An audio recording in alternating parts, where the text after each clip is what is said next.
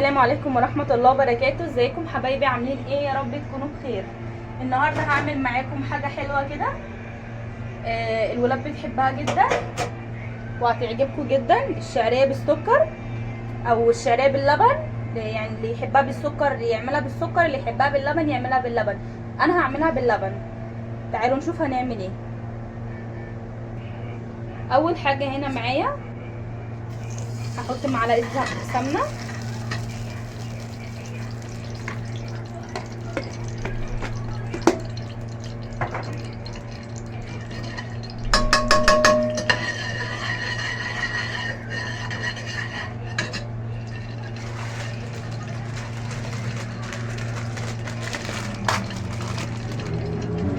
هحط بقى الشعرية،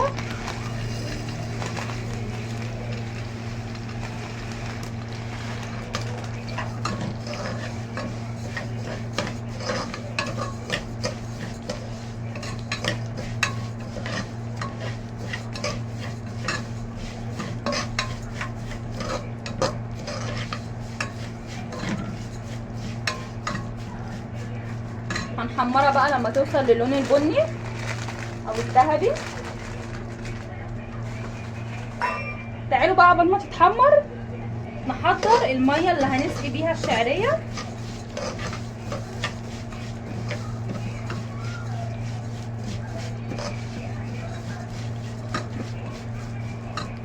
هسيبها بقى هنا تتحمر كده على نار هاديه عشان ما تتحرقش، وتعالوا نحضر الميه بتاعتها. معايا بقى هنا الميه. الميه بقى دي حسب كميه الشعريه اللي انت حطاها.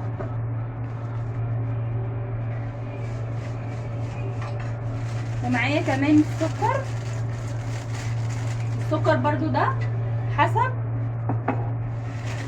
ذوقك انت، حسب ما تحبي. انا عشان بحبها مسكره والولاد عندي بتحبها مسكره، فهحط كوبايتين من السكر. هحط كوبايه كمان.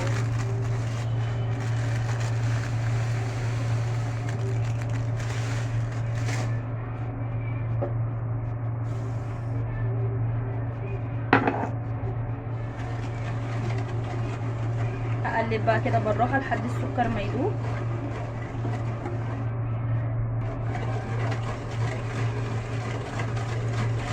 نقلب السكر كويس جدا لحد ما يدوب علشان ما يسكرش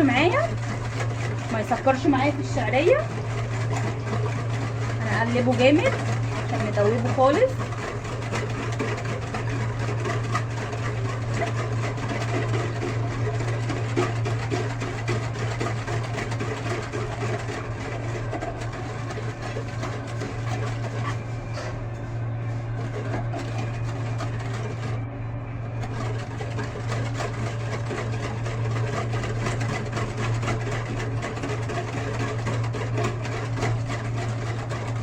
تمام كده خلاص. تعالوا بقى نشوف الشعريه.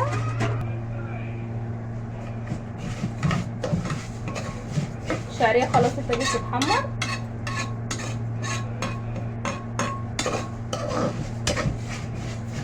انا موطيه عليها النار علشان انا مش عايزه اخلي لونها يحمر قوي، ولا تبقى واحده وواحده، واحده لون وواحده لون.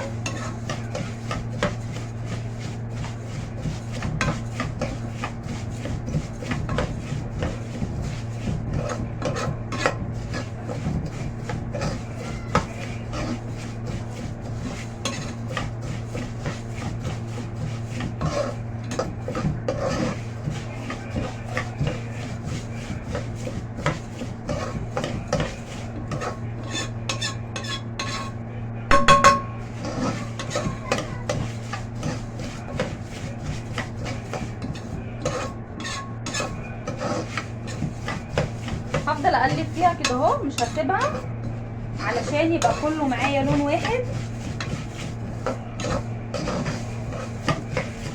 هي خلاص قربت توصل للون المطلوب.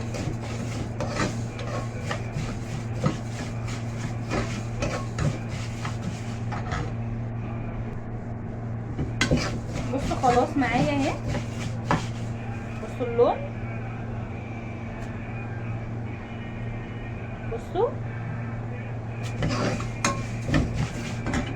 هجيب بقى الميه بتاعتي، احط بقى الميه واحده واحده عشان ما تطرطش في وشك.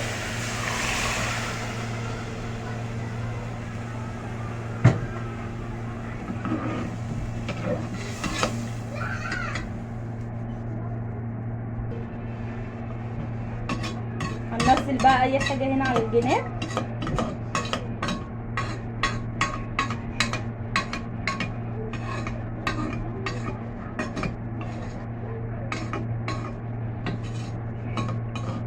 زي الرز بقى، يعني ما تكتريش الميه، زي ما بتحطش الميه للرز هو زي الرز بالظبط.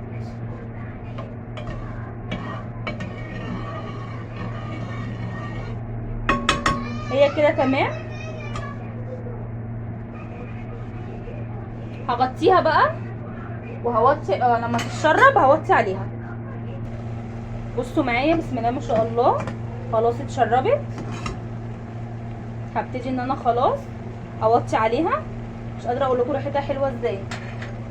هغطيها بقى وهوطي عليها لحد ما تستوي. خلصت هنا الشعريه خلاص بتاعتي، بصوا حلوه ازاي. ممكن بقى الناس تاكلها كده بالسكر بس، وممكن زي ما انا هعملها دلوقتي باللبن.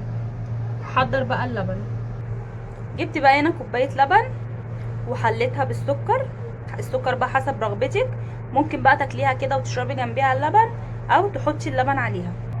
انا هحط اللبن عليها.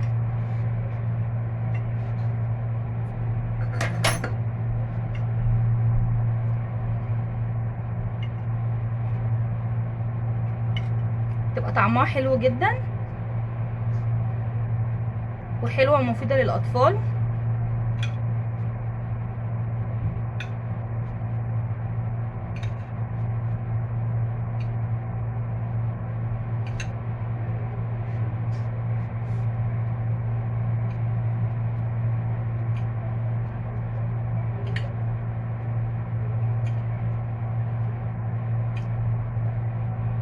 بالشكل ده كده. وكمان بحب احط عليها حته كده من القشطه.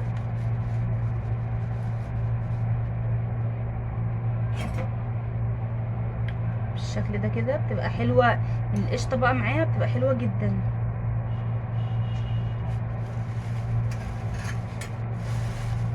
وده الشكل النهائي ليها.